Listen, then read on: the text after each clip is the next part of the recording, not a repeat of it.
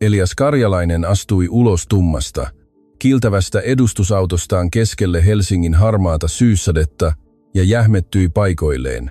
Yli vilkkaan Hakaniementorin, pienen ja kuluneen ruokakojun katoksen, alla seisoi nainen, jota hän oli kerran kutsunut vaimokseen, Noora. Ja hänen vierellään oli pieni poika, hänen poikansa, sama lapsi, jota hän ei ollut nähnyt vuosiin. Poika hymyili ja auttoi äitiään palvelemaan tuntemattomia asiakkaita aivan kuin nämä olisivat olleet perhettä. Eliaksen sydän hakkasi rinnassa. Miten nainen, jolle hän oli kerran luvannut koko maailman, oli päätynyt tänne?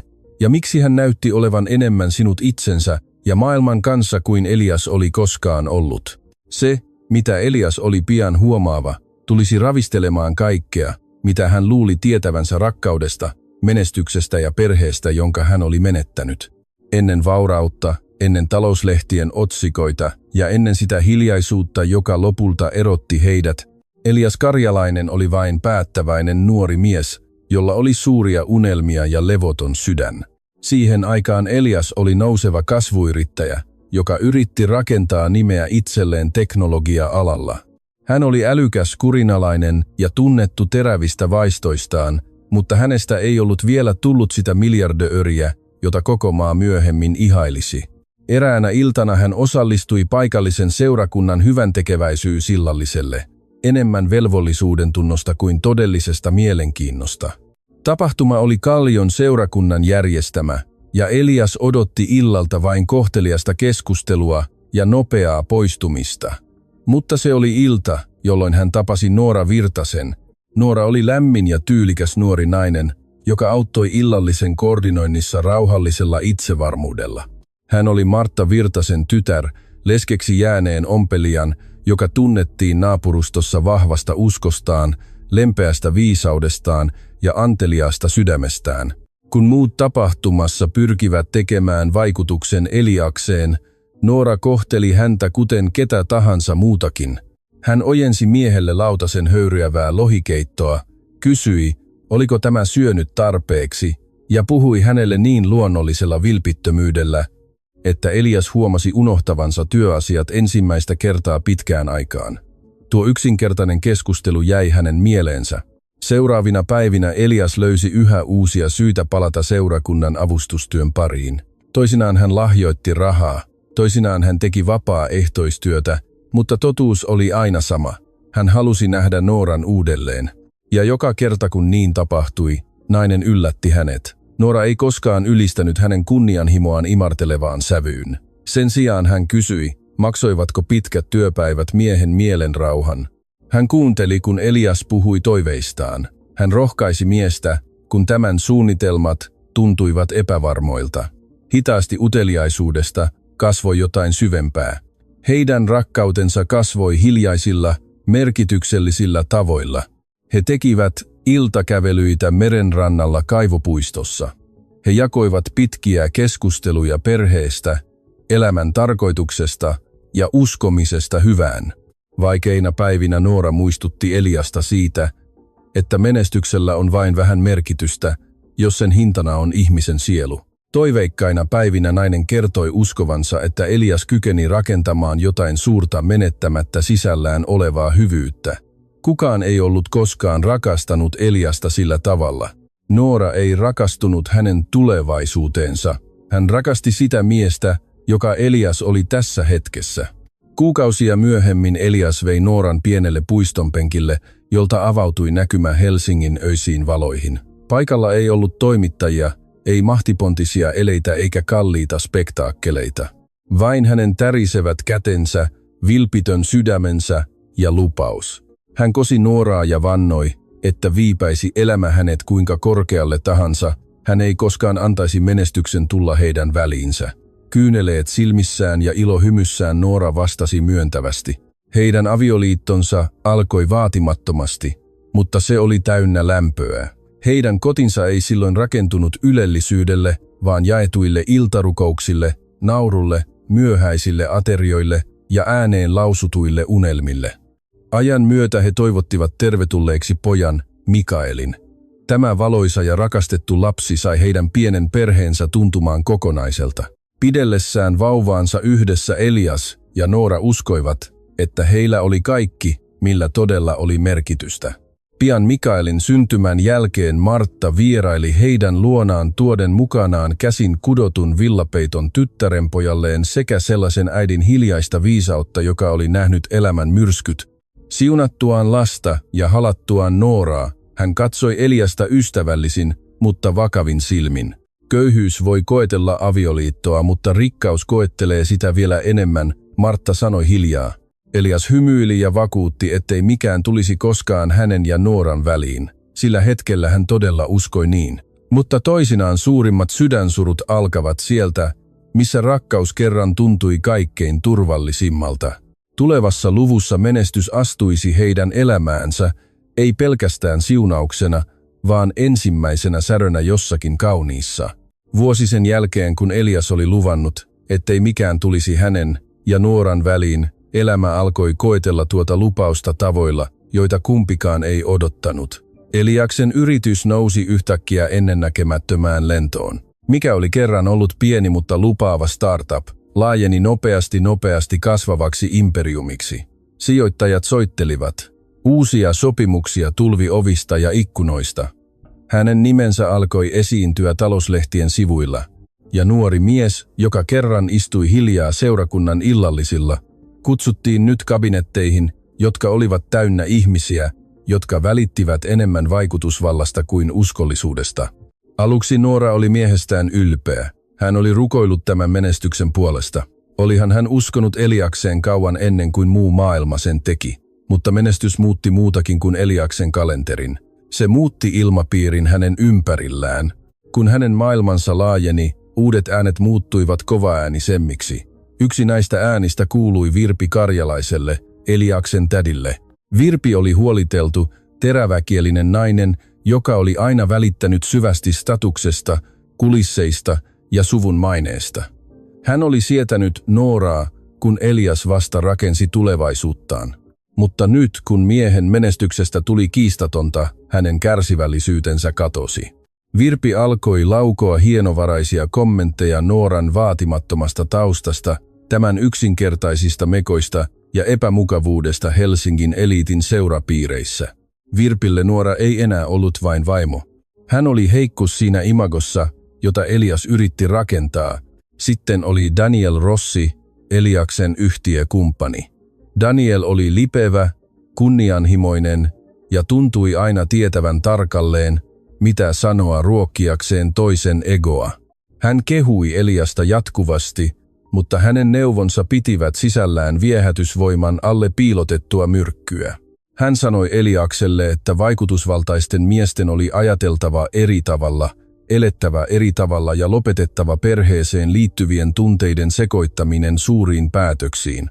Vähältä Daniel maalasi Nooran lempeydestä taakan ja tämän yksinkertaisuudesta jotain sellaista, josta Elias ennen pitkää kasvaisi ulos. Aluksi Elias sivuutti nuo kommentit, mutta paineella on tapana pehmentää rajoja ennen kuin ne murtuvat. Hänen päivänsä pitenivät, hänen puhelunsa lyhenivät. Yhteiset illalliset muuttuivat myöhäisillan tekosyiksi, kiireisiksi anteeksipyynnöiksi ja lupauksiksi korvata kaikki myöhemmin. Noora huomasi sen ennen häntä. Elias oli vähemmän kotona, enemmän hajamielinen, ja silloinkin kun hän istui vaimonsa vieressä, tuntui kuin osa hänestä olisi ollut aivan muualla. Noora yritti olla valittamatta. Hän tiesi miehen tekevän kovasti töitä. Hän tiesi, että menestys vaati uhrauksia. Mutta se, mikä häntä raastoi, ei ollut työ, vaan etäisyys. Aina kun Noora kysyi lempeästi, oliko jokin vialla, Elias puolustautui.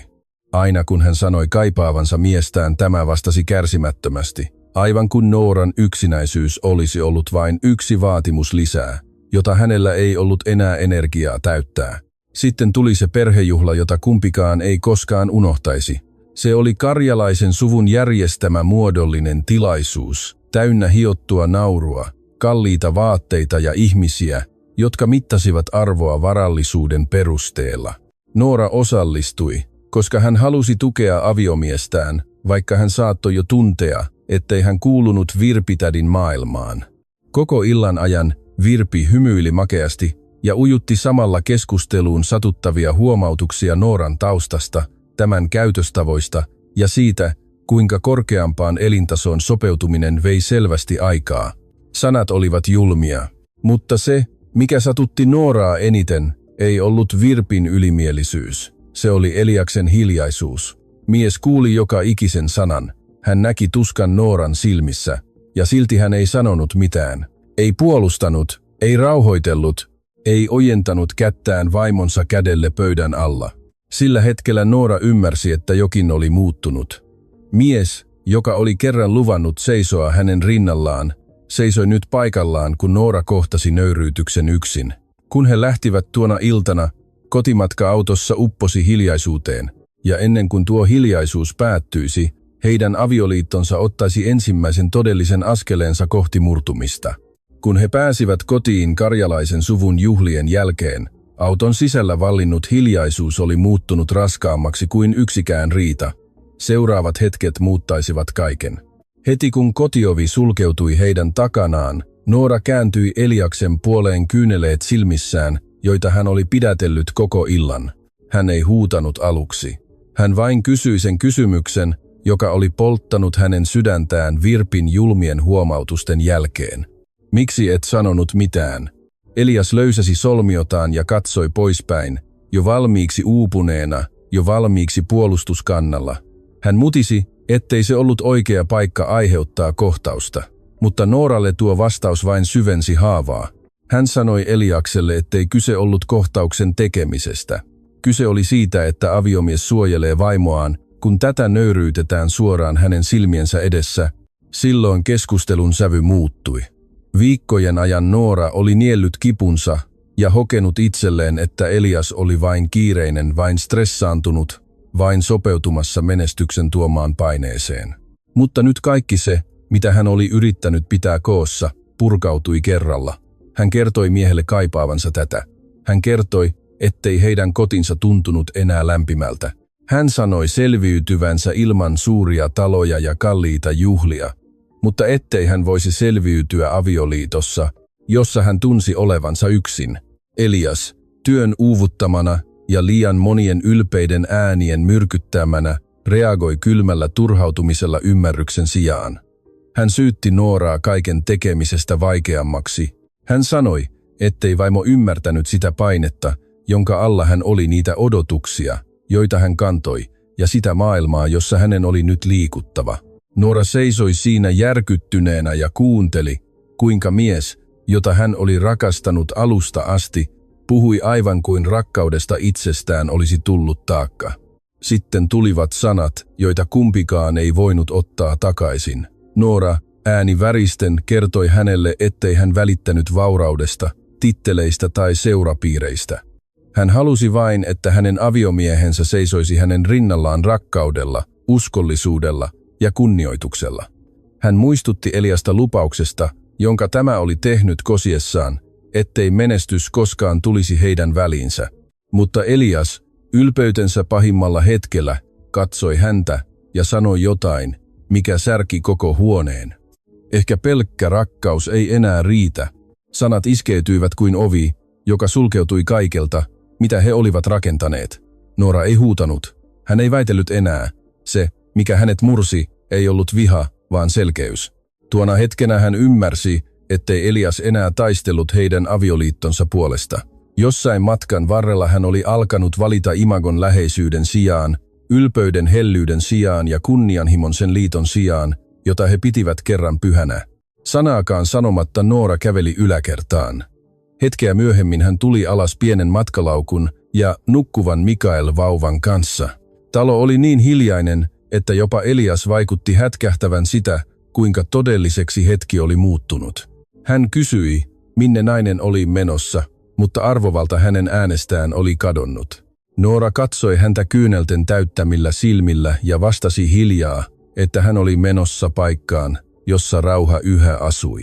Hän lähti tuona iltana ja palasi äitinsä Martan pieneen kotiin. Martta avasi oven ilman kysymyksiä, kasvoillaan vain huoli. Yksi vilkaisu Nooran kasvoihin kertoi riittävästi. Hän toivotti tyttärensä ja tyttärenpoikansa sisään, kietoi heidät hiljaiseen lohtuun ja sanoi sen ainoan asian, jonka Noora epätoivoisesti tarvitsi kuulla. Et ole yksin. Takaisin edustusasunnossa Elias jäi seisomaan siihen hiljaisuuteen, jonka Noora oli jättänyt taakseen. Osa hänestä uskoi, että nainen palaisi muutaman päivän kuluttua, kun tunteet olisivat viilentyneet ja ylpeys asettunut. Joten sen sijaan, että hän olisi juossut vaimonsa perään, sen sijaan, että hän olisi taistellut perheensä puolesta, hän teki sen, mistä oli jo tullut hänen tapansa.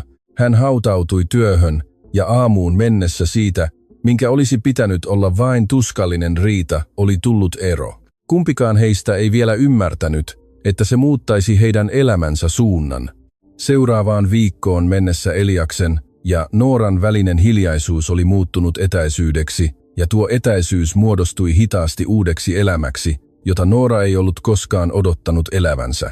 Takaisin lapsuutensa naapurustossa Nooralla ei ollut ylellisyyttä, johon nojata, eikä aikaa romahtaa pitkäksi aikaa. Hän oli nyt äiti, joka yritti rakentaa kaiken uudelleen, ja jokainen hänen tekemänsä valinta keskittyy yhteen ihmiseen, Mikaeliin. Vaikka poika oli vielä hyvin pieni, hän toi valoa pieneen puutaloon viattomalla naurullaan ja luottavaisilla silmillään. Noora teki noina varhaisina päivinä hiljaisen päätöksen. Riippumatta siitä, kuinka paljon tuskaa hän kantoi, hän ei koskaan kaataisi sitä poikansa sydämeen. Poika kasvaisi tietäen, että häntä rakastetaan, eikä hän jäisi aikuisten katkeruuden vangiksi. Martasta tuli Nooran vakaa suoja kaiken keskellä. Leskeksi jääneenä ammattilaisena, joka oli viettänyt vuosia selviytyen vastoinkäymisistä uskon ja arvokkuuden avulla, hän ymmärsi rikkinäisiä aikakausia paremmin kuin useimmat. Hän vahti Mikaelia, kun Nooran piti tehdä töitä, rukoili tyttärensä puolesta keittiössä, kun yöt tuntuivat liian raskailta, ja muistutti häntä kerta toisensa jälkeen siitä, että kipu ei ollut ihmisen tarinan loppu. Toisinaan Noora istui vanhan sänkynsä reunalla Mikaelin nukahdettua, ja kyyneleet valuivat hänen poskilleen hiljaisuudessa. Martta ei koskaan tuputtanut neuvoja noihin hetkiin. Hän vain istui tyttärensä vieressä ja piti tätä kädestä, kunnes myrsky meni ohi. Kuukausi sen jälkeen, kun Noora oli lähtenyt Eliaksen asunnosta, hän alkoi ottaa vastaan mitä tahansa rehellistä työtä, mitä pystyi löytämään. Hän tiskasi pienessä kahvilassa, auttoi valmistamaan aterioita pitopalvelun keittiössä ja teki pitkiä päiviä ilman valituksia. Palkka oli vaatimaton, mutta hän oli kiitollinen kaikesta, mikä auttoi häntä huolehtimaan Mikaelista. Jopa uupumuksen keskellä yksi asia kävi selväksi. Ihmiset huomasivat tavan, jolla Noora laittoi ruokaa. Hänen ruoassaan oli lämpöä. Se maistui lohdulliselta, se maistui kodilta, sellaiselta aterialta, joka rauhoittaa väsyneen sielun. Pian naapurit alkoivat kysyä, voisiko hän valmistaa ylimääräisiä annoksia myös heille. Yhdestä ateriasta tuli 3. 3 tuli 10. Pian alueen ihmiset puhuivat Nooran ruoasta lämmöllä. Sana levisi korttelista toiseen ja lähikaduille. Silloin Kaisa Ranta astui tarinaan. Kaisa oli lempeä ja kannustava vaimo pastori Tuomas Rannalle, sen saman naapuruston seurakunnan papille, jossa Noora oli palvellut ennen avioliittoaan. Lämminhenkinen ja tarkkaavainen Kaisa huomasi sekä Nooran lahjakkuuden että tämän hiljaisen surun. Eräänä iltapäivänä maistettuaan Nooran laittamaa ruokaa, Kaisa ehdotti jotain yksinkertaista, mutta elämää muuttavaa. Miksi et alkaisi myydä ruokaa kunnolla? Seurakunnan yhteisön ja muutaman ystävällisen naapurin avulla Noora pystyi pystyttämään pienen, mutta siistin ruokakojun Haakaniemen torille. Koju oli vaatimaton, mutta siitä tuli jotain erityistä. Ihmiset tulivat hakemaan hänen höyryäviä keittojaan, karjalanpiirakoitaan ja tuoretta leipää, mutta he jäivät, koska Noora tarjoili jokaisen annoksen ystävällisyydellä. Hänen ruokansa teki muutakin kuin täytti vatsat. Se sai ihmiset tuntemaan itsensä nähdyiksi. Päivä päivältä häntä alettiin arvostaa naapurustossa, ei langenneen rikkaan miehen ex-vaimona, vaan arvokkaana naisena, joka rakensi jotain omilla käsillään. Kun Mikael kasvoi vanhemmaksi, hänestä tuli iloinen ja rakastettu ilmestys kojun ympärillä koulun jälkeen. Noora piti pojan roolin kevyenä ja ikätason mukaisena. Hän tervehti tuttuja asiakkaita, suoristi lautasliinoja ja kertoi ylpeänä kaikille, jotka jaksoivat kuunnella, että hänen äitinsä teki koko torin parasta ruokaa. Ihmiset hymyilivät nähdessään hänet. Hän oli kohtelias, välkky ja syvästi rakastettu siinä pienessä yhteisössä, joka muodostui heidän ympärilleen. Silti kaikki haavat eivät parantuneet päivänvalossa. Öisin, kun kaupunki oli hiljainen ja Mikael nukkui rauhallisesti, Noora paini yhä surun kanssa. Hän ajatteli elämää, jonka oli menettänyt, miestä, joka Elias kerran oli, ja niitä lupauksia, jotka nyt tuntuivat vain kaikuilta. Mutta sen sijaan, että olisi antanut surun kovettaa itsensä, hän vei sen Jumalalle rukouksessa. Hitaasti hänen uskonsa syveni. Hitaasti hän oppi, että sydänsurua voi kantaa ilman, että siitä tulee ihmisen identiteetti. Ja samalla kun Noora opetteli selviytymään armollisesti, jossain toisella puolella kaupunkia Elias oli huomaamassa, että menestys ilman rakkautta voi tuntua kylmemmältä kuin epäonnistuminen. Kun Noora opetteli rakentamaan pienempää elämää, jossa oli rauhaa, Elias eli suuremmassa maailmassa, joka jostain syystä tuntui päivä päivältä tyhjemmältä. 2 vuotta oli kulunut siitä, kun Noora käveli ulos ovesta Mikael sylissään, ja pinnalla Elias Karjalaisesta oli tullut kaikki se, mistä hän oli kerran haaveillut. Hänen yrityksensä oli laajentunut yli kenenkään odotusten. Hän omisti nyt useita kiinteistöjä, istui vaikutusvaltaisten liike-elämän piirien keskiössä ja liikkui kaupunkien, johtokuntien ja pukujuhlien läpi kuin menestykseen syntynyt mies. Lehdet kutsuivat häntä neroksi. Sijoittajat kutsuivat häntä pysäyttämättömäksi. Ulkomaailmalle Elias oli voittanut. Mutta voitolla oli outo ääni hänen elämässään. Se kaikui. Hänen kattohuoneistonsa oli nyt suurempi, täynnä kiillotettua lasia, kallista taidetta ja hiljaisia huoneita, jotka eivät enää tuntuneet kodilta.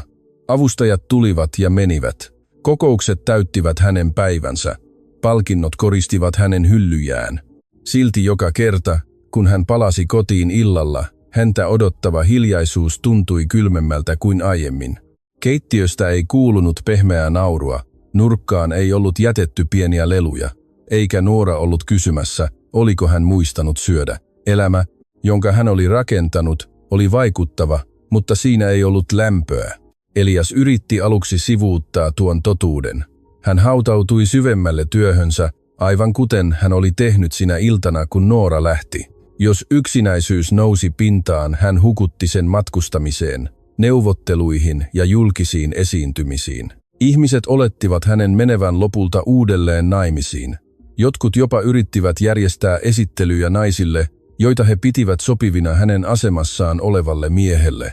Elias kävi läpi nämä muodollisuudet muutaman kerran, osallistui illallisiin, kävi kohteliaita keskusteluja ja väläytti etäisiä hymyjä, mutta mikään siitä ei kestänyt.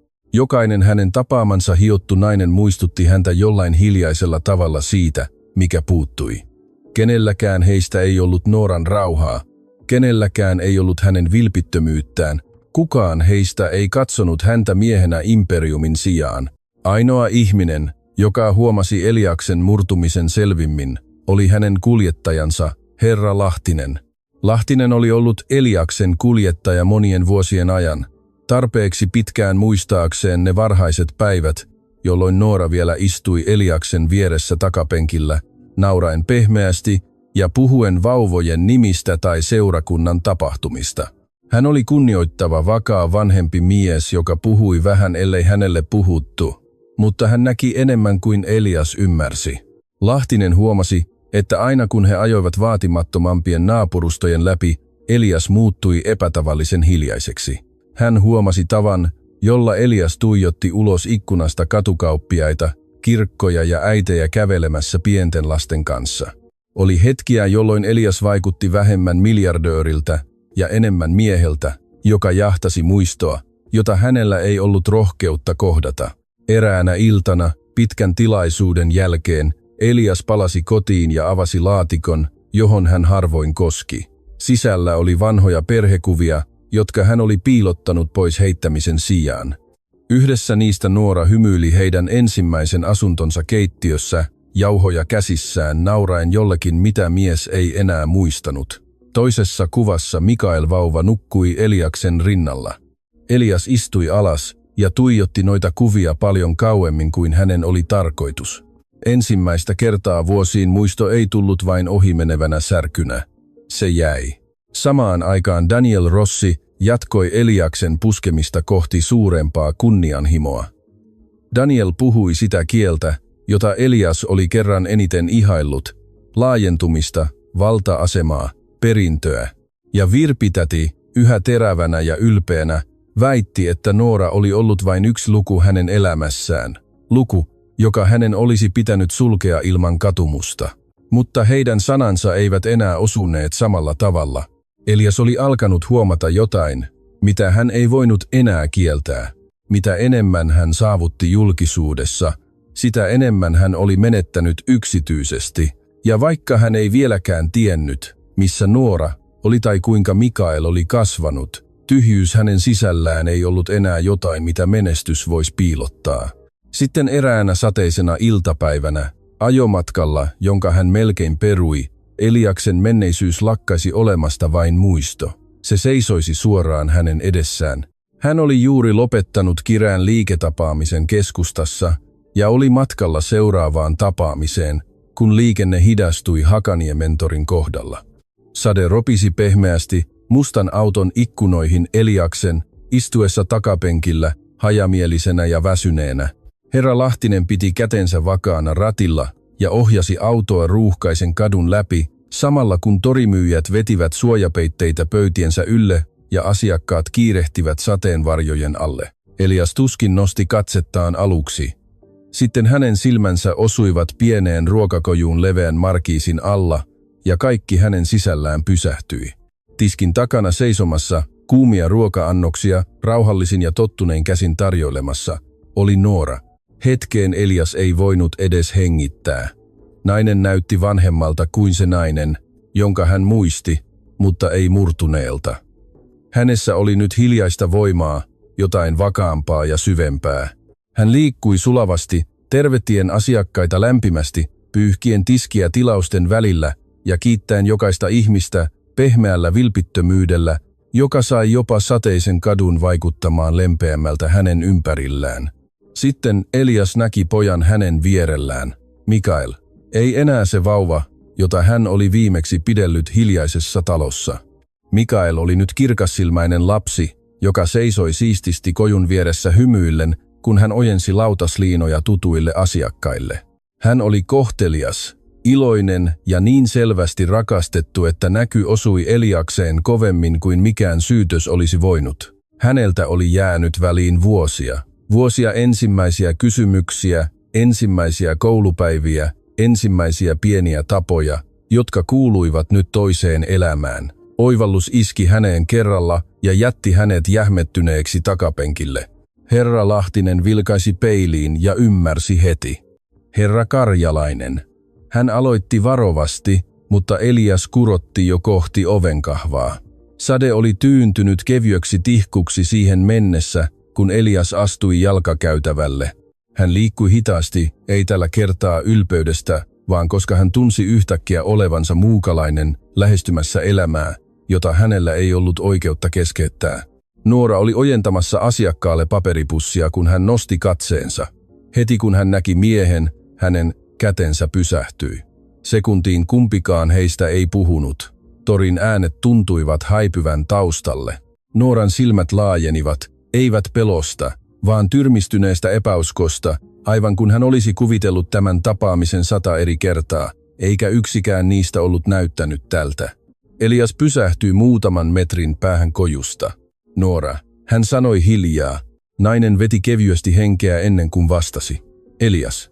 Hänen äänensä oli rauhallinen, mutta heidän välillään olevat vuodet painoivat raskaasti tuossa yhdessä sanassa. Mikael katsoi äidistään mieheen, joka seisoi heidän edessään, aistien jotain tärkeää. Elias laskeutui hieman alemmas, varoen ahdistamasta poikaa. Hänen äänensä pehmeni entisestään. Hei Mikael, minä olen Elias. Poika tutki häntä avoimen uteliaasti. Hän ei pelännyt, hän oli vain epävarma. Äiti tuntee sinut, hän kysyi viattomasti. Nooran sormet kiristyivät tiskin reunan ympärille, mutta hän vastasi ennen kuin Elias ehti. Kyllä, hän sanoi lempeästi, kyllä tunnen. Keskustelu oli kohtelias, melkein tuskallisen kohtelias. Ei huutamista, ei dramaattista yhteenottoa, vain pidättyväiset äänet, jotka kantoivat keskeneräisen historian painoa. Elias kysyi, miten he voivat. Noora vastasi heidän voivan hyvin.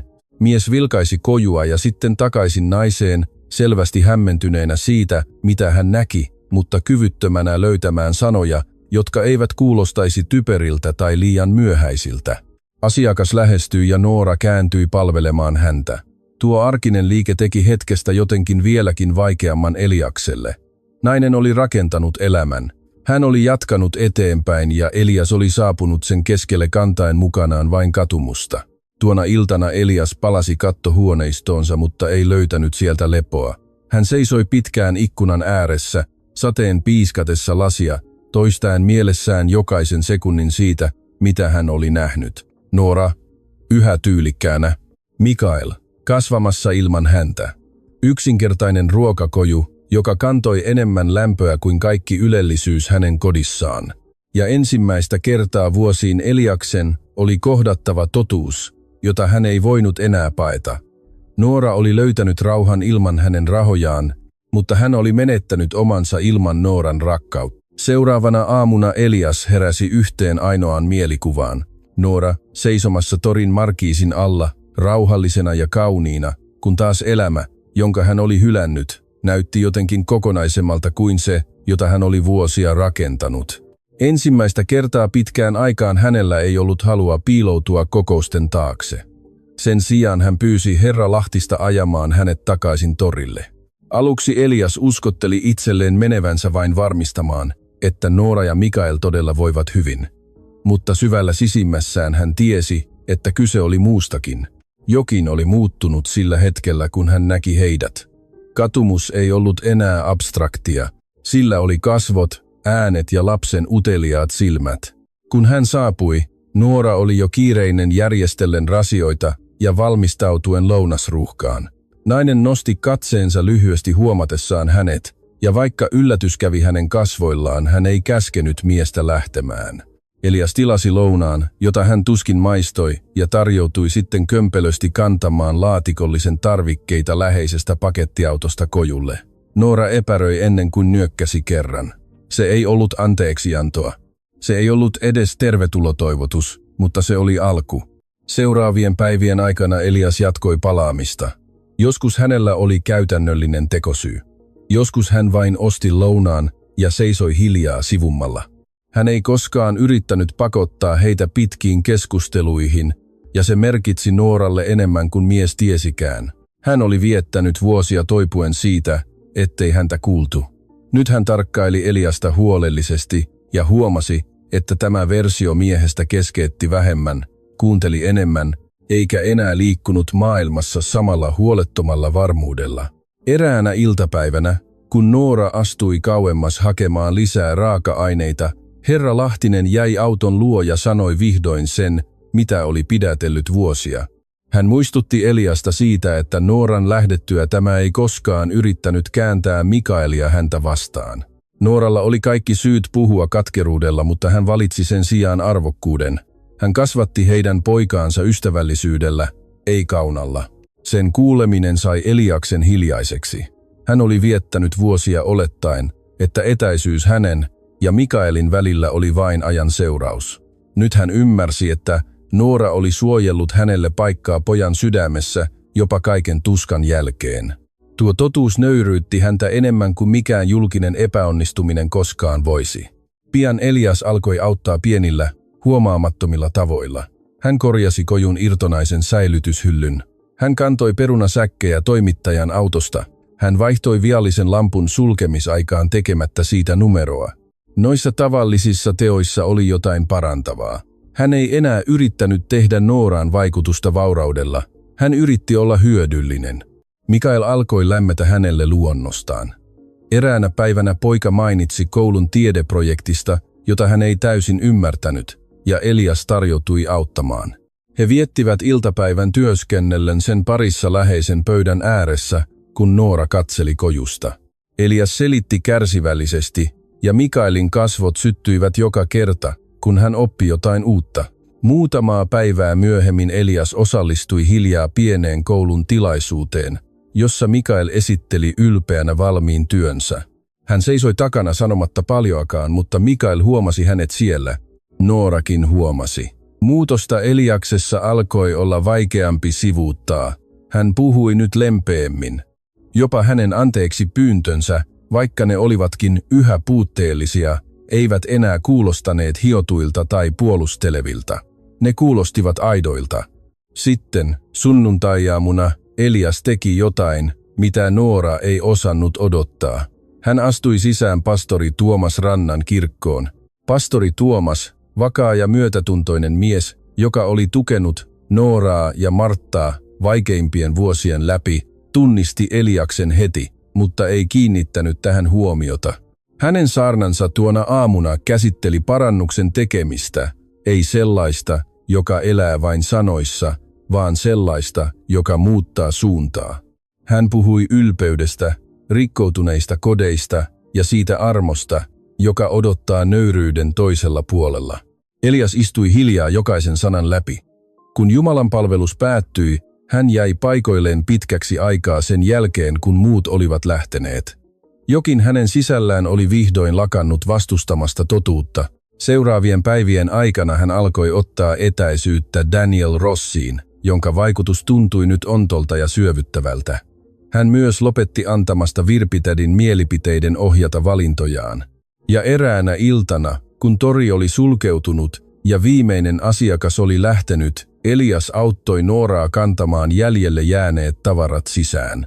Kun Noora kurotti yhteen laatikkoon, heidän kätensä hipaisivat toisiaan. Se oli vain ohikiitävä kosketus, mutta molemmat tunsivat sen. Se oli hiljainen paluu jollekin, mikä oli kerran haudattu tuskan, ylpeyden ja vuosien hiljaisuuden alle.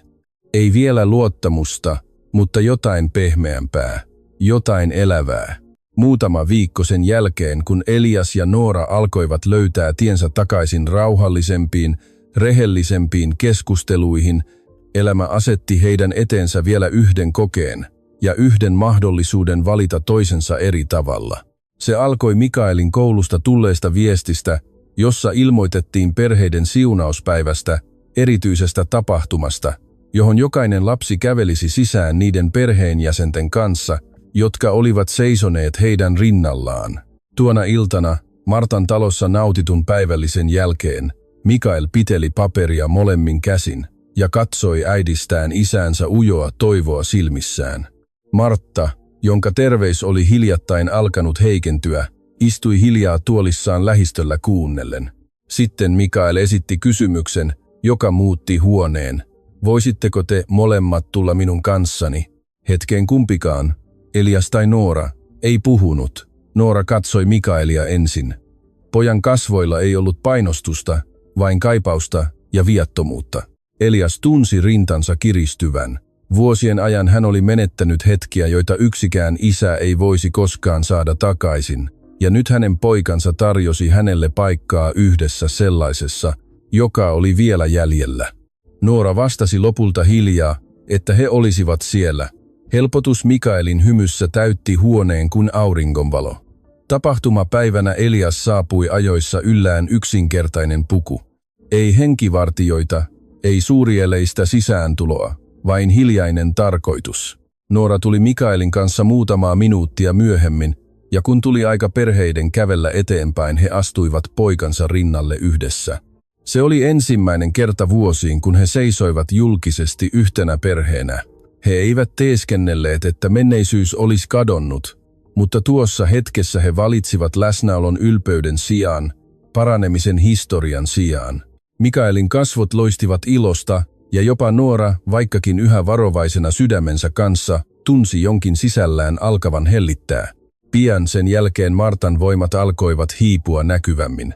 Eräänä iltana, kun talo oli hiljentynyt ja Mikael mennyt nukkumaan, Martta pyysi Eliasta istumaan viereensä. Nainen, joka oli kerran varoittanut häntä siitä, että vauraus koettelee rakkautta enemmän kuin köyhyys, näytti nyt pienemmältä. Mutta hänen äänensä kantoi yhä samaa vakaata totuutta. Hän kysyi Eliakselta suoraan, aikoiko tämä todella kunnioittaa Nooraa tällä kertaa. Ei vain rakastaa tätä silloin, kun se oli helppoa, vaan suojella tätä, kun elämä muuttui vaikeaksi, seistä tämän rinnalla, kun ylpeys kuiskasi toisin, ja vaalia perhettä, jonka hän oli melkein menettänyt. Eliaksen silmät täyttyivät kyynelistä ennen kuin hän ehti vastata. Hän kertoi Martalle kyyneleitä peittelemättä epäonnistuneensa aiemmin, koska hän luuli menestyksen tekevän hänet vahvaksi. Nyt hän ymmärsi, että todellista voimaa oli pysyä uskollisena, nöyränä ja läsnä. Jos Noora koskaan valitsisi hänet uudelleen, hän sanoi viettävänsä loppuelämänsä todistaakseen olevansa tuon armon arvoinen. Marta nyökkäsi, tyytyväisenä ei täydellisiin sanoihin, vaan niiden takana olevaan särkyneeseen rehellisyyteen. Viikkojen kuluessa Elias löysi tavan tukea Nooraa, ottamatta haltuunsa tämän unelmaa. Hän ehdotti Nooran pienen ruokakojun laajentamista oikeaksi perheravintolaksi. Aluksi Noora vastusteli peläten menettävänsä sen yksinkertaisen arvokkuuden, jonka hän oli rakentanut omilla käsillään. Mutta Elias teki yhden asian selväksi alusta alkaen. Ravintola kuuluisi täysin Nooralle, hänen nimensä, hänen visionsa, hänen työnsä. Elias ei ollut pelastamassa häntä. Hän kunnioitti sitä, mitä Noora oli jo rakentanut uhrauksilla ja periksiantamattomuudella. Noora suostui. He nimesivät ravintolan toiseksi sadoksi. Nooralle nimi merkitsi enemmän kuin liiketoiminnan menestystä. Se merkitsi uskoa sydänsurun jälkeen, kauneutta menetyksen jälkeen ja todistetta siitä, että se, mikä näyttää haudatulta, voi kukkia uudelleen oikeana vuoden aikana. Kaisa Ranta auttoi Nooraa valitsemaan verhoja, pöytäkatteita ja pieniä, lämpimiä yksityiskohtia, jotka tekivät paikasta kutsuvan. Pastori Tuomas kävi usein viimeisten valmistelujen aikana, siunaten tilan ja muistuttaen Nooraa siitä, että korjatut asiat kantavat joskus jopa enemmän kauneutta kuin koskemattomat. Avajaispäivänä naapurusto saapui paikalle sankoin joukoin. Torin asiakkaat tulivat juhlapuvuissaan. Kaisa itki avoimesti heti. Pastori Tuomas rukoili ravintolan puolesta, kiittäen Jumalaa Nooran kantamisesta jokaisen vaikean luvun läpi ja opettaen heille kaikille, että rikkonaiset alut eivät peruuta kauniita loppuja. Elias seisoi taustalla suurimman osan ajasta yrittämättä olla hetken keskipisteenä. Hän vain katseli hymyilevää Nooraa niiden ihmisten keskellä, joista oli tullut naisen yhteisö, ja kerrankin kiitollisuus merkitsi hänelle enemmän kuin tunnustus. Myöhemmin samana iltana, kun viimeinen vieras oli lähtenyt ja keittiö hiljeni, Noora seisoi tiskin lähellä nauttien huoneen pehmeistä valoista ja rauhasta. Elias astui lähemmäs, ääni matalana ja vilpittömänä. Hän kertoi vaimolleen, ettei hän ollut koskaan todella lakannut rakastamasta tätä. Se, minkä hän menetti, ei ollut rakkaus, vaan hänen suuntansa. Noora katsoi häntä pitkään, kyynelten kerääntyessä hitaasti hänen silmiinsä. Sitten hän myönsi rakastavansa miestä yhä, mutta hänen rakkautensa oli nyt hitaampaa, viisaampaa ja juurtunut totuuteen pelkkien lupausten sijaan. Elias hyväksyi sen puolustelematta, ja ehkä juuri se mahdollisti seuraavan hetken tapahtumisen. Noora kurotti miehen käteen. Hän kertoi tälle, että menneisyys oli todellista, haavat olivat todellisia, mutta niin oli muutoskin. Niin oli armo. Niin oli kaikki se, mistä he olivat selviytyneet. Ja sen vuoksi hän oli valmis antamaan heidän avioliitolleen uuden mahdollisuuden. Ei sinä nuorena parina, joka he kerran olivat, vaan kahtena nöyrtyneenä ihmisenä, jotka olivat oppineet, mitä rakkaus todella maksaa. Sillä hetkellä Mikael juoksi sisään eteisestä, kykenemättömänä nukkumaan jännitykseltään, ja heitti käsivartensa heidän molempien ympärille. Elias ja Noora nauroivat kyynelten läpi pidellessään poikaansa välissään. Ja siellä, tuskasta, rukouksesta ja periksiantamattomuudesta syntyneessä ravintolassa, kerran hajonnut perhe astui uuteen aikakauteen, ei täydellisenä, ei koskemattomana, vaan ehyenä paljon syvemmällä tavalla. Koska loppujen lopuksi rakkaus ei ollut kasvanut helppouden kautta, se oli kasvanut uhrausten, uskon ja sen valinnan kautta, että seisoo toisen rinnalla silloin, kun sillä on eniten merkitystä. Tämä tarina jättää jälkeensä vahvan muistutuksen. Joskus elämä ei riko ihmisiä siksi, että heiltä puuttuisi rakkautta, vaan siksi, että he unohtavat suojella sitä. Eliaksella oli kaikki, rahaa, vaikutusvaltaa ja menestystä, mutta silti hän menetti sen ainoan asian, jolla oli todella merkitystä. Ja Noora, jolla ei jossain vaiheessa ollut juuri mitään, piti kiinni arvokkuudestaan, uskostaan ja hiljaisesta voimasta, joka rakensi hänen elämänsä uudelleen alusta alkaen. Totuus on, ettei rakkautta todisteta helppoina aikoina. Se todistetaan silloin, kun asiat muuttuvat vaikeiksi, kun ylpeys nousee pintaan ja kun on tehtävä valintoja egon ja sitoutumisen välillä. Aito rakkaus vaatii uhrauksia, kärsivällisyyttä ja vastuunottoa. Tarina muistuttaa meitä siitä, että vaikka asiat hajoaisivat, paraneminen on yhä mahdollista, jos ihmiset ovat valmiita muuttumaan, antamaan anteeksi ja kasvamaan.